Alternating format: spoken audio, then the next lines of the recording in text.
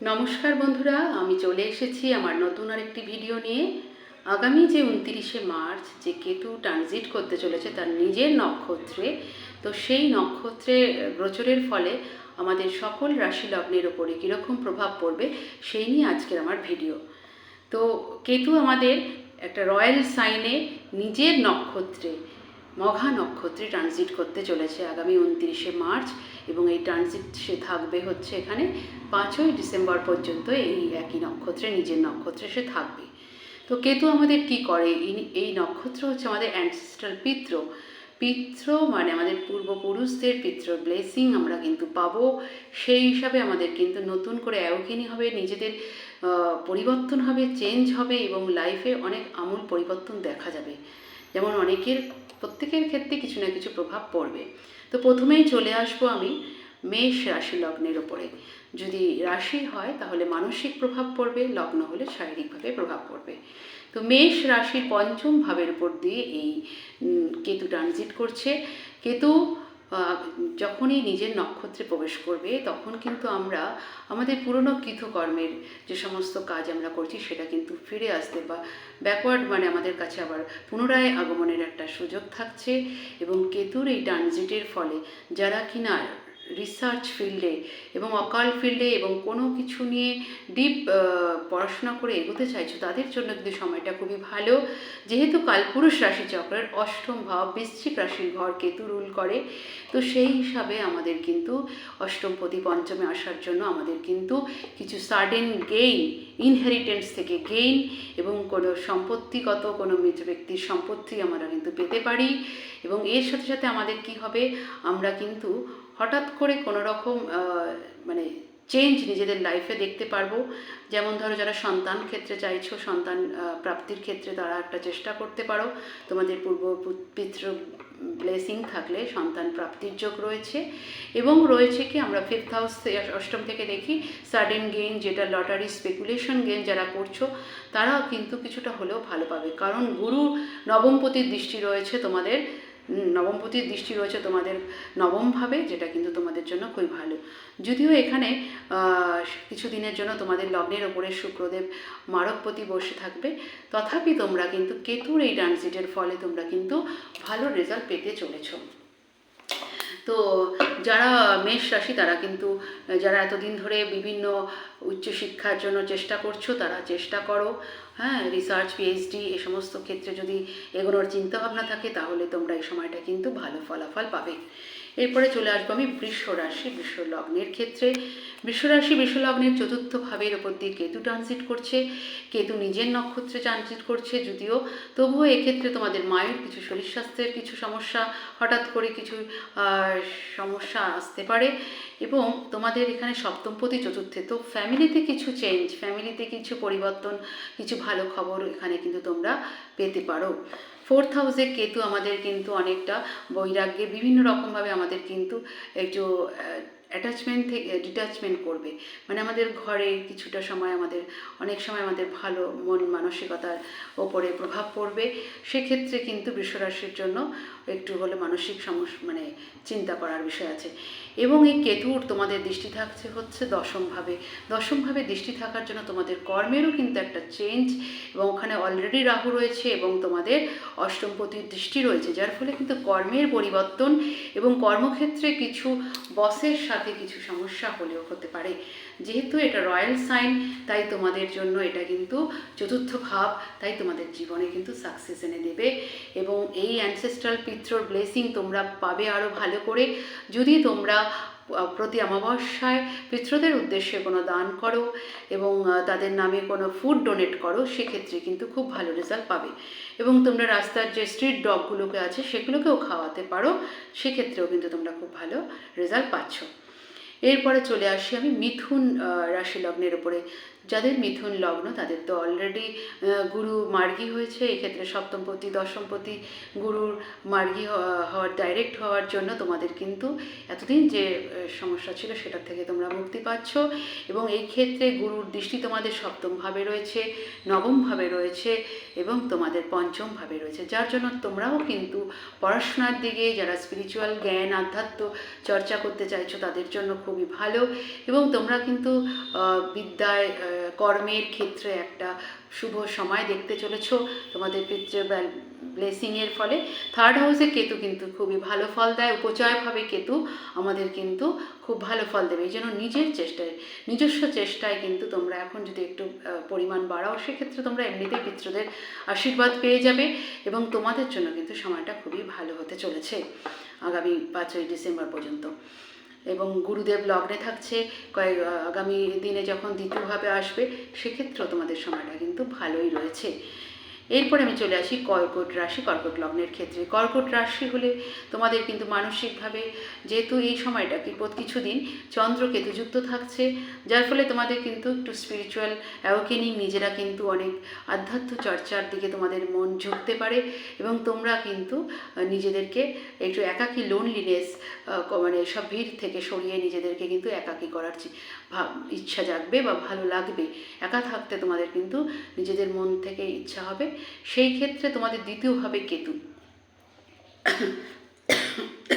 পরিবারভাবে কেতু কিন্তু আমাদের যে পিতৃপুরুষের যে নিজের নক্ষত্রে কেতু, মঘা নক্ষত্র, রয়্যাল সাইনে, সেক্ষেত্রে কিন্তু তোমাদের পারিবারিক সূত্রে কিছু পিতৃদের ব্লেসিং তোমরা পেয়ে যাবে। পরিবারে তোমাদের কিন্তু হ্যাপিনেস থাকবে, এবং ফ্যামিলিগতভাবে কিছু সুখবর তোমরা পেতে পারো। পরিবারে খাওয়া দাওয়ার ক্ষেত্রে, সমস্ত কিছুর ক্ষেত্রে অ্যানসেস্ট্রাল একটা ব্লেসিং তোমরা পাচ্ছ। এবং তোমাদের ক্ষেত্রে অষ্টমে যেহেতু একাধিক রাহু এখনও রয়েছে, তবে এখন গুরুর দৃষ্টি থাকার জন্য সেখানে কিন্তু যথেষ্ট ভালো, কিন্তু অষ্টমে মঙ্গল রয়েছে এবং তোমাদের নবমে শনি, যার জন্য কাজ কিছু স্লো হবে, এবং নবমভাবে শনি পিতার ক্ষেত্রে ভালো হবে আগামী দিনে। পারিবারিক ক্ষেত্রে তোমাদের কিন্তু নিশ্চয়ই ভালো হবে, আর গুরুর দৃষ্টি থাকার জন্য সেটা কিন্তু তোমরা ভালোভাবে ব্লেসিং পাচ্ছ। সেকেন্ড হাউসে কেতু, তো কথাবার্তা বলতে কিন্তু একটু চিন্তা ভাবনা করে বলবে, একটু নিজেকে সংযত করে, মাথা গরমের সিচুয়েশন হতে পারে, যেহেতু এটা একটা অগ্নিতত্ত্বের রাশিতে, অগ্নিতত্ত্বের একটি গ্রহ বসে আছে, সেজন্য কথাবার্তা বলার সময় কিন্তু একটু সাবধানতা অবলম্বন করবে। এরপরে চলে আসি আমি সিংহ রাশি, সিংহ লগ্নের ক্ষেত্রে। যাদের সিংহ রাশি, সিংহ লগ্নের ক্ষেত্রে লগ্নভাবে কেতু বসে আছে আগামী গত 2025 সাল থেকে। তো এখন কেতু যখন নিজের নক্ষত্রে আসছে, এবং এই কেতুর দৃষ্টি তোমাদের পঞ্চমভাবে থাকছে, সপ্তমভাবে থাকছে, এবং নবমভাবেও থাকছে। তো কেতু যখন তোমাদের লগ্নের উপর দিয়ে পাস করছে নিজের নক্ষত্রে, তখন তোমাদের পুরনো কিছু কৃতকর্মের ফল তোমরা পেতে পারো, পুরনো কিছু জিনিস তোমরা রিব্যাক হতে দেখবে, এবং এর ফলে তোমাদের জীবনে কিছু আমূল চেঞ্জ আসতে চলেছে। সিংহ রাশির ক্ষেত্রে কিন্তু অলরেডি গ্রহণগুলো হয়েছে তার সপ্তমভাবে, পার্টনারশিপের ভাবে, সেখানে কিছু সমস্যা চলছে, কিন্তু পিতৃদের ব্লেসিং তোমরা কিন্তু এইবার পাবে। এইবার তোমরা যদি কিছু লিনিয়েজ, কিছু বিশেষ করে অ্যানসেস্ট্রাল কর্মা তোমরা যদি কিছু বাকি থাকে, পিতৃপুরুষের জন্য যদি কিছু কর্ম করো, কিছু পুজো পাঠ করো, সেক্ষেত্রে কিন্তু তোমাদের ভালো হবে। স্পিরিচুয়াল আধ্যাত্মিক উন্নতির ক্ষেত্রে তোমাদের সময়টা যথেষ্ট ভালো। এই সময় তোমরা কিন্তু নিজেদেরকে এর মধ্যে একটা আমূল চেঞ্জ দেখতে পাবে। এটা কিন্তু একটা খুব ভালো সাইন হতে চলেছে। যেহেতু এখানে রয়্যাল সাইনে কেতু, তো কোনো সত্তা পরিবর্তন, কোনো উচ্চ পদে আসীন ব্যক্তির তার পদ পরিবর্তন, পদের কোনো চেঞ্জ হতে তোমরা দেখবে। সেটা কিন্তু একটা সিংহ রাশি বা যাদের এরকম সম্ভাবনাময় রয়েছে চার্টে, তারা কিন্তু এই সময়টা তাদের কিন্তু একটা চেঞ্জ হবে। তারা কিন্তু নিজেদের সত্তা থেকে হয়তো কোনো পদ প্রাপ্তির যোগ থাকলে পদ প্রাপ্তি হতে পারে, আবার পদ যদি হরস্কোপে দশা সমস্ত কিছু ঠিকঠাক না থাকে, তাহলে কিন্তু পদ চলেও যেতে পারে। তো দুটোরই প্রভাব রয়েছে। এরপরে আমি চলে আসছি কন্যা লগ্নের ক্ষেত্রে। কন্যা লগ্ন, কন্যা রাশি হলে দ্বাদশভাবে কেতু, মোক্ষের ভাবে কেতু। তো তোমাদের কিন্তু স্পিরিচুয়াল আধ্যাত্ম চর্চা, এবং তোমরা যদি নিজেরা কোনো এমন কোনো সাবজেক্টে পড়াশোনা করতে চাও যাতে কিন্তু আগামী দিনে তোমাদের কিন্তু উন্নতির একটা যোগ রয়েছে। দ্বাদশভাবে কেতু নিজের নক্ষত্রে, তো পিতৃপুরুষের ব্লেসিং পাচ্ছ, এবং এই কেতুর তোমাদের যেহেতু থার্ড লর্ড হয়ে কেতু দ্বাদশে, তাই তোমরা বাইরে যাওয়ার যদি কোনো চিন্তাভাবনা থাকে, যদি কারো চিন্তাভাবনা থাকে যে কোনো রিসার্চের ক্ষেত্রে, সেক্ষেত্রে কিন্তু তোমরা করতে পারো। তোমাদের এই থার্ড লর্ড হয়ে কেতু যখন দ্বাদশে, বৃশ্চিকের কো লর্ড হয়ে যখন দ্বাদশে কেতু, এবং তোমাদের ক্ষেত্রেও কিন্তু চতুর্থভাবে দৃষ্টি দিচ্ছে এবং দিচ্ছে তোমাদের ষষ্ঠভাবে এবং দিচ্ছে অষ্টমভাবে। তাই তোমাদের কিন্তু একটা চেঞ্জ হতে চলেছে কর্মক্ষেত্রে, ওটা হিউজ চেঞ্জ, ট্রান্সফরমেশন আসতে চলেছে এবং তোমাদের সম্পত্তিগত কোনো বিষয় তোমরা কিন্তু পেতে পারো। সম্পত্তির প্রাপ্তির ক্ষেত্রে অ্যানসেস্ট্রালের পিতৃদের ব্লেসিং ক্ষেত্রে পাবে তোমরা। সম্পত্তির প্রাপ্তি বা কোনো কোর্ট কেস চললে সেখান থেকে মুক্তি, রিলিফ তোমরা পাচ্ছ এবং তোমরা কিন্তু যদি বাইরে যাওয়ার কোনো সুযোগ পাও সেক্ষেত্রে তোমরা কিন্তু যেতে পারো। এরপরে আমি চলে আসছি তুলা লগ্ন তুলা রাশির ক্ষেত্রে। তুলা লগ্ন তুলা রাশির ক্ষেত্রে সময়টা যথেষ্ট, এখন এই সময়টি হচ্ছে যেহেতু ভালোই, একাদশভাবে কেতু তোমাদের কিন্তু পদ প্রতিষ্ঠা দেবে এবং তোমাদের এখন বর্তমানে পঞ্চমভাবে রাহু মঙ্গল বুধ রয়েছে।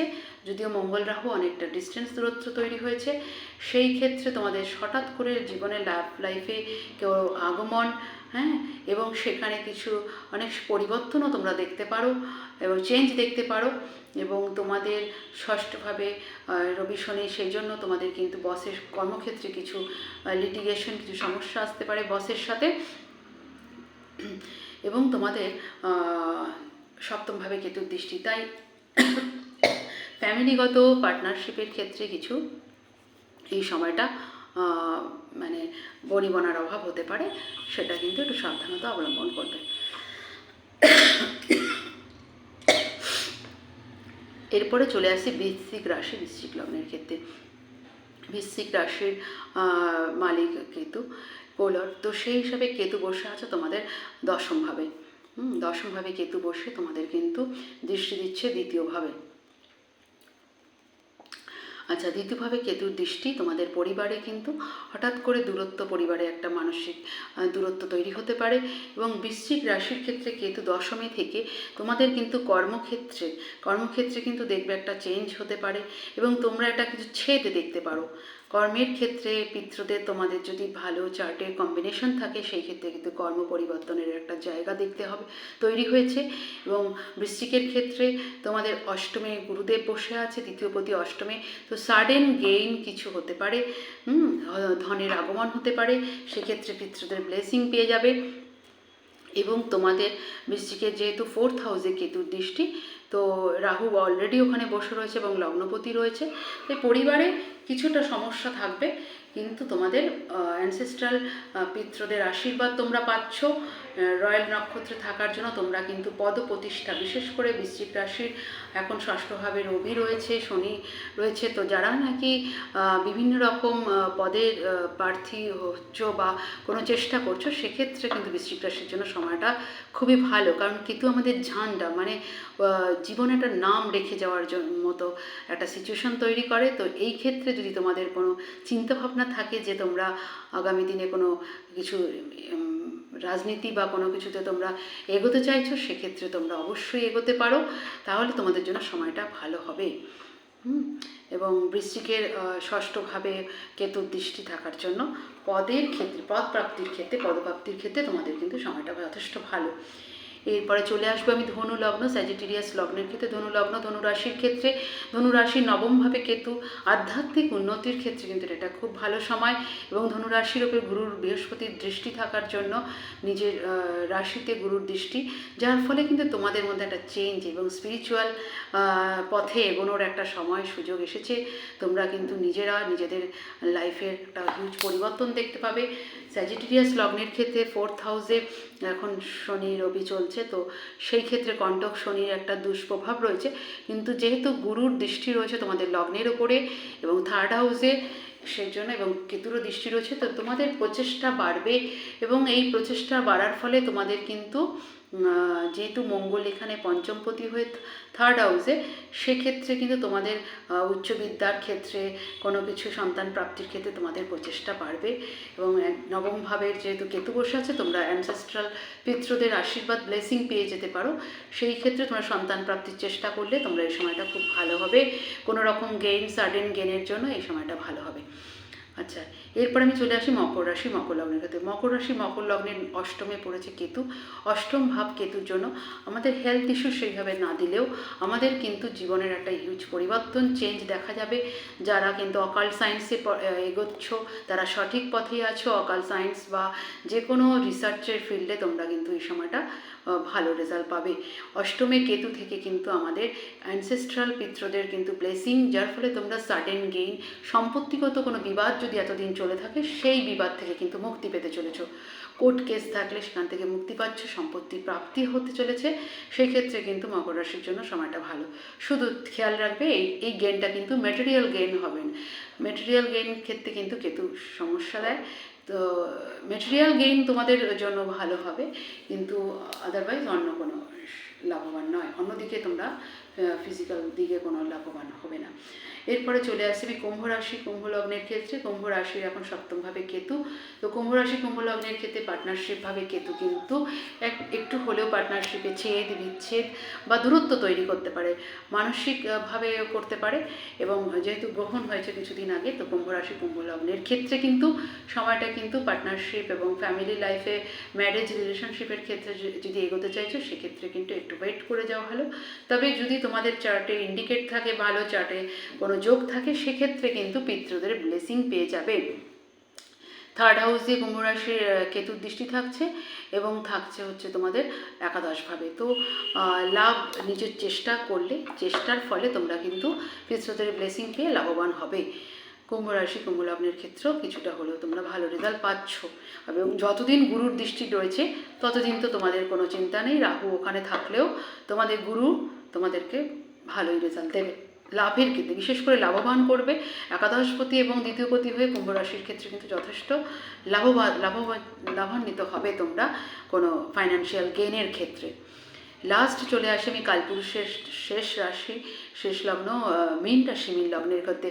মীন রাশি, মীন লগ্নের ষষ্ঠভাবে কেতু, তাই পুরনো কোনো লিনিয়েজ তোমাদের যদি কোনো রিপুভাব, রোগ, ঋণ, রিপুতে যদি তোমরা জর্জরিত থাকো সেক্ষেত্রে একটু হলেও ব্লেসিং পাচ্ছ, পিতৃদের আশীর্বাদ লাভ হবে। এবং তোমরা কিন্তু অবশ্যই পিতৃদের জন্য অমাবস্যাতে তোমরা দান করতে পারো। তাদের গরিব মানুষদেরকে পিতৃদের উদ্দেশ্যে তোমরা দান করবে এবং প্রতি অমাবস্যাতে যদি সম্ভব হয় পুজো করতে পারো। এবং ষষ্ঠভাবে কেতু আমাদের কিন্তু উপচয়ভাবে কেতু কিন্তু ভালো ফল দিয়ে থাকে, তাই ষষ্ঠভাবে কেতু কিন্তু তোমাদের কিন্তু অনেক রোগ ঋণ থেকে মুক্তি দেবে।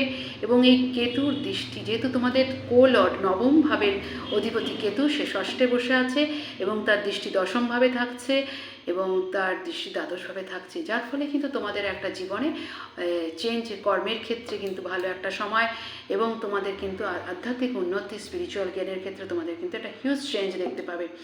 হ্যাঁ, তো আমাদের যেহেতু এটা পিতৃ নক্ষত্র, আচ্ছা, এই যে আমরা যা কিছু করছি, আমরা যাদেরই সত্তা পরিবর্তন করতে দেখছি তারা কিন্তু যারা ইগোয়েস্টিক, যারা খুব সিংহ রাশিতে যেহেতু সিংহ লগ্নের এই কেতু থাকার জন্য যদি ইগোয়েস্টিক, সেই ক্ষেত্রে কিন্তু এই চেঞ্জটা তোমাদের কিন্তু হিউম্যানিটির জন্য হবে। হিউম্যানিটির জন্য যদি তোমরা কিছু করো তার রেজাল্ট কিন্তু তোমরা অবশ্যই পাবে। হ্যাঁ, তো সুতরাং এটা একটা মাথায় রাখতে হবে যে আমাদের কিন্তু কোনো কিছু গেন এমনি হবে না, হিউম্যানিটির জন্য কাজ করতে হবে। তো আমাদের অবশ্যই সকলের ভালো হোক, এই বলে আজকে আমি আমার ভিডিও শেষ করব। তো সবার গুরু কৃপা সবার উপরে বর্ষিত হোক এবং প্রত্যেকের উপরে এই নক্ষত্রের ট্রানজিটের একটা সুফল প্রদান হোক, এটাই আমি চাই। আজকে আমার এই ভিডিও শেষ করছি। যদি আমার ভিডিও ভালো লাগে তোমরা অবশ্যই আমার চ্যানেলকে সাবস্ক্রাইব করবে এবং ফলো করবে এবং একটা বাটন টিপে দেবে।